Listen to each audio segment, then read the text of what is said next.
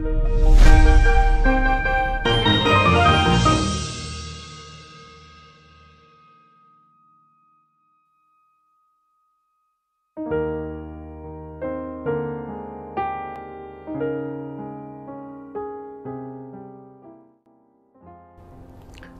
pagi sahabat Saroha yang dikasihi Tuhan kita Yesus Kristus. Sebelum kita mendengarkan firman Tuhan untuk hari ini, kita terlebih dahulu berdoa. Kita berdoa, kasih karunia bagimu dan damai sejahtera yang dari Allah Bapa dalam Kristus Yesus Tuhan kita. Amin. Sahabat Saroha yang dikasihi Tuhan kita Yesus Kristus, firman Tuhan yang menjadi nats renungan kita untuk pagi hari ini, yaitu tertulis di dalam Roma pasal yang ke-12, ayat yang ke-12. Demikian firman Tuhan, bersukacitalah dalam pengharapan, sabarlah dalam kesesakan, dan bertekunlah dalam doa. Demikian firman Tuhan. Sahabat Saroha yang dikasihi Tuhan kita, ada 3 hal yang hendak disampaikan firman Tuhan untuk kita hari ini, yakni dikatakan bersukacita di dalam pengharapan, sabar dalam kesesakan, dan bertekun di dalam doa. Dan pada pagi ini kita hanya membahas bagian ketiga dari nats ini, yaitu bertekun di dalam doa.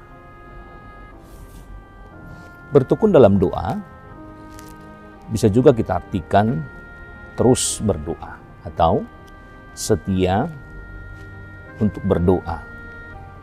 Kehidupan Kristen yang normal tentu identik dengan kehidupan yang senantiasa bertekun di dalam doa. Bertekun dalam doa tidak berarti bahwa berdoa kemudian menjadi satu-satunya kegiatan yang bisa kita lakukan di dalam kehidupan kita. Tetapi Rasul Paulus mengatakan tetaplah berdoa dan berdoalah tanpa henti.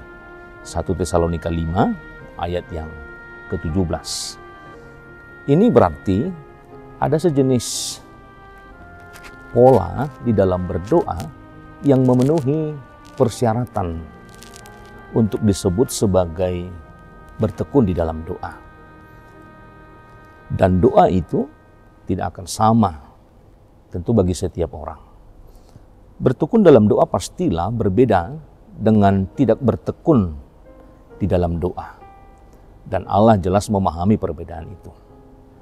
Ia akan meminta dari kehidupan kita untuk mempertanggungjawabkan atau pertanggungjawaban kita di dalam kehidupan. Maka yang menjadi pertanyaannya, sudahkah kita bertekun di dalam doa? Dan apakah kita juga memiliki sejenis pola berdoa yang layak disebut sebagai bertekun dalam doa? Ada beberapa pola berdoa yang tidak layak disebut sebagai bertekun dalam doa. Misalnya, berdoa hanya pada saat krisis menghampiri hidup kita. Jelas, ini tidak termasuk dalam pola bertekun dalam doa. Berdoa hanya pada waktu makan dan merupakan sebuah pola. Tetapi apakah ini memiliki sesuai dengan imbauan Rasul Paulus kepada jemaat untuk senantiasa bertekun di dalam doa? Tentu semuanya itu baik, tetapi kita semua setuju bahwa Rasul Paulus mengharapkan sesuatu yang lebih dan juga berbeda dari para pengikut Kristus ketika ia mengimbau bertekun dalam doa. Maka pertanyaannya untuk kita sekarang adalah, mengapa kita juga harus bertekun di dalam doa? Tentu semuanya itu bagaimana kita menjawab itu dalam kehidupan kita. Maka ada beberapa hal alasan mengapa kita harus senantiasa bertekun di dalam doa. Yang pertama, tentu karena Alkitab suci, karena kitab suci senantiasa mengajar kita untuk berdoa. Dan kita memang selayaknya harus senantiasa untuk melakukan apa yang sudah difirmankan oleh Tuhan di dalam kehidupan kita. Maka jika kita tidak bertekun dalam doa, maka itu berarti kita tidak menaati apa yang sudah difirmankan Tuhan di dalam kehidupan kita. Jika berdoa terasa tidak mudah bagi kita, ingat saja betapa kita memang merupakan bagian dari para pendosa yang telah jatuh. Maka apa yang perlu kita lakukan? Berjuanglah. Ajarkanlah firman Tuhan kepada diri kita sendiri juga. Dan tentu di dalam kehidupan kita juga, jangan membiarkan dosa dan kelemahan, terlebih hasrat duniawi yang menguasai kita. Maka Allah berfirman di dalam kehidupan kita, bertekunlah dalam doa dan berjuanglah untuk itu. Yang kedua, kebutuhan dalam kehidupan pribadi kita, dalam keluarga, dalam gereja, adalah hal-hal yang sangat mendesak. Artinya, kebutuhan bertekun di dalam doa, di dalam kehidupan pribadi kita, adalah kebutuhan-kebutuhan yang sangat mendesak di dalam kehidupan kita. Maka dalam banyak kasus, terjadi pertaruhan kekuatan antara kehidupan kita dengan keinginan duniawi, atau kepercayaan atau ketidakpercayaan, atau antara hidup dan mati. Maka keselamatan dipertaruhkan ketika kita berdoa. Kita takkan memahami manfaat doa jika kita tidak tahu bahwa hidup adalah peperangan melawan hawa nafsu, melawan dosa di dalam kehidupan kita.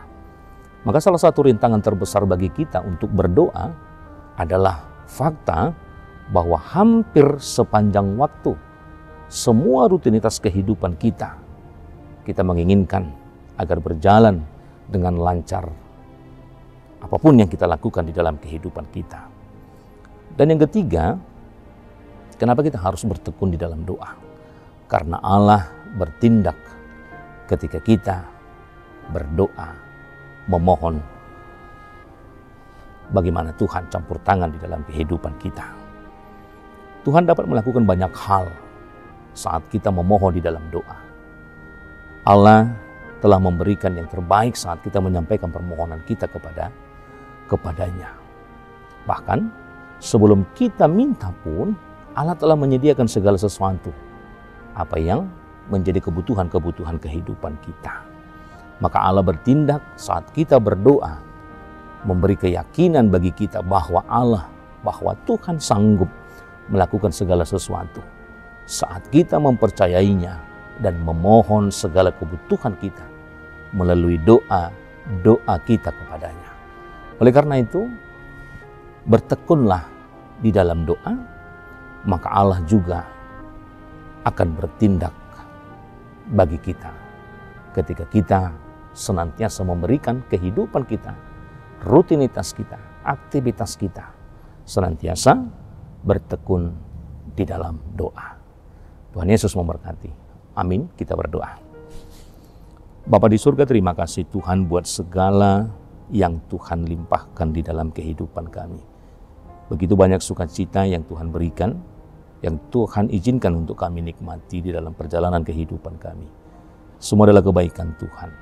Tetapi di dalam kelemahan kami sering melupakan Tuhan. Untuk itu firman-Mu mengajar kami untuk hari ini, agar senantiasa kami bisa bertekun di dalam doa. Karena di dalam doa kami senantiasa berbicara dengan Tuhan, bagaimana kami memohon dan juga melihat kasih setia Tuhan menyertai kami.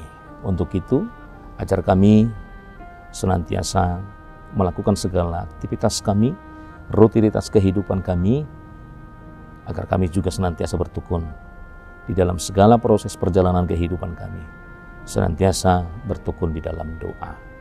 Inilah cara kami untuk melakukan segala kehendak Tuhan yang sudah memfirmankan di dalam kehidupan kami. Untuk itu Bapa, mampukan kami untuk memakai setiap apapun yang kami lakukan, hendaklah kami senantiasa bertekun di dalam doa. Untuk itu berkati segala yang dikerjakan oleh jemaat-Mu pada saat ini, di dalam pekerjaan mereka, di tengah-tengah rumah, agar Tuhan juga memberikan hasil yang baik. Dan itu juga mereka boleh pakai untuk perjalanan kehidupan mereka ke hari-hari yang masih Tuhan izinkan. Demikian juga buat jemaat-Mu yang saat ini terbaring dalam keadaan sakit, dimanapun mereka dirawat, baik di rumah, baik juga di rumah sakit.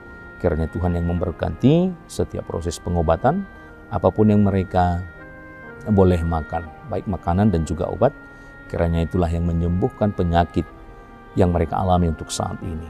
Untuk itu kami serahkan segala perjalanan kehidupan kami hanya dalam tangan pengasihan-Mu saja. Terpujilah nama-Mu hingga selama-lamanya. Amin.